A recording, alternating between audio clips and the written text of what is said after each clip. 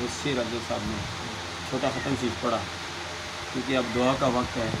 مرحوم کے لیے بڑا مبارک دن ملا، عید کا دن، جمعرات شریف کا دن، 11 ربیع الاول شریف۔ اس بار بھی جمعے کو الحمدللہ ان کے لیے جمعے کے موقع پر بھی دعائیں کی گئی، اور الحمدللہ تمام مرحوم کے لیے، جمعہ مرحوم کے لیے ضلع کونسل میں جو مرکزی صحت کمیٹی کا جلوس تھا، ابتدائی طور پر میں نے دعا کی وہاں بھی، اور الحمدللہ ابھی بھی ہم میلاد شریف دعا دو فتح پر ستائی دعا میں نے کی وہاں پر، اور شہباگ میں وہاں بھی دعائیں ہوتی رہی ہیں۔